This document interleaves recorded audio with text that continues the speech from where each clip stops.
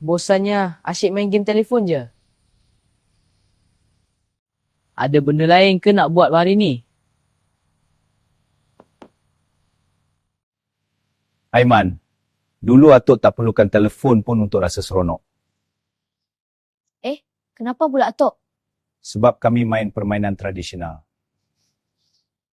Congkak ajar kita sabar dan pandai mengira. Batu seremban latih tangan dan minda serentak.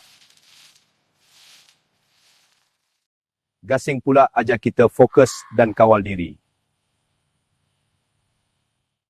Itulah sebabnya warisan kena dijaga. Kalau tak, ia akan lenyap. Ruginya kalau semua permainan ni hilang.